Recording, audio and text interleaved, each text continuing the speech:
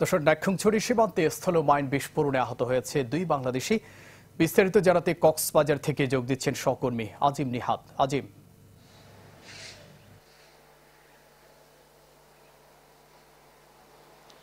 জুবাইর, গতকাল তারা নাইক্ষ্যংছড়ির যে সীমান্ত পিলার রয়েছে 47 এবং 48 নম্বর পিলার, এই পিলার এলাকা দিয়েই মূলত তারা মিয়ানমারের অভ্যন্তরে প্রবেশ করেছিলেন। সেখানে বাংলাদেশ থেকে সীমানা অতিক্রম করে প্রায় 300 মিটার ভেতরে বান্ডুলা একটি গ্রাম রয়েছে, সেই গ্রামের গিয়েই তারা মূলত মিয়ানমার থেকে চোরাই পণ্য, যেগুলো বিশেষ করে নাইক্ষ্যংছড়ি সীমান্ত দিয়ে দীর্ঘদিন ধরে গরু চোরাচালান চলছে এবং পাশাপাশি ইয়াবা ও অন্যান্য মাদকের যে চোরাচালান সেটি রয়েছে।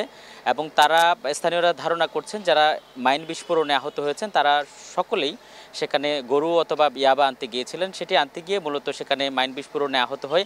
আপনি জানেন যে সীমান্ত এলাকা বর্তমানে যেখানটায় তারা আহত হয়েছে সেই পুরো এলাকাটি এখন মিয়ানমারের যে জান্তা বাহিনীর কোনো অংশের তাদের আসলে নিয়ন্ত্রণ নেই। ফলে এই পুরো এলাকাটি এখন আরাকান আর্মির। ফলে তারা আসলে এই সীমান্ত এলাকায় তাদের যে জায়গাগুলো প্রয়োজন সেগুলো পাহারা দেয়, বাকিগুলো উন্মুক্ত থাকে। এই সুযোগে তারা আসলে বাংলাদেশ থেকে যারা চোরাচালানের সাথে জড়িত তারা ঢুকে পরে তারা সেখানে গিয়ে আহত হওয়ার পর তাদেরকে উদ্ধার করে প্রাথমিকভাবে নাইক্ষ্যংছড়িতে ট্রিটমেন্ট দেওয়া হয়। সেখান থেকে বর্তমানে তাদেরকে কক্সবাজার সদর হাসপাতালে নিয়ে আসা হয়েছে, সেখানে তাদেরকে চিকিৎসা চলছে। এর মধ্যে একজনের পায়ের অবস্থা খুবই আশঙ্কাজনক। আপনি জানেন যে মিয়ানমার থেকে যে দেশটির সেনাবাহিনী তাদের যে বিদ্রোহী বাহিনীর সাথে যুদ্ধ করে পেরে উঠতে না পেরে ইতিমধ্যে আপনি জানেন যে গত 2 দফায় প্রায় 618 জনকে, বাংলাদেশে আশ্রয় নেওয়া 18 জনকে সেদেশে পাঠিয়েছিল। আবারও নতুন করে টেকনাফ সীমান্ত দিয়ে প্রায় 40 জনের মতো অনুপ্রবেশ করেছে। যদিও বিজিবি অথবা অন্যান্য কোনো বাহিনীর পক্ষ থেকে এখন পর্যন্ত নিশ্চিত করা হয়নি, কিন্তু স্থানীয়দের বরাত দিয়ে আমরা জানতে পেরেছি এখন পর্যন্ত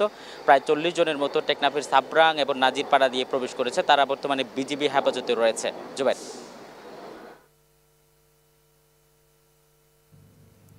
আজিম, ধন্যবাদ আপনাকে। দর্শক, নাইক্ষ্যংছড়ি সীমান্তে স্থল মাইন বিস্ফোরণে আহত হয়েছে দুই বাংলাদেশি, সে খবর জানাতে কক্সবাজার থেকে যুক্ত হয়েছিলেন সহকর্মী আজিম নিহাত।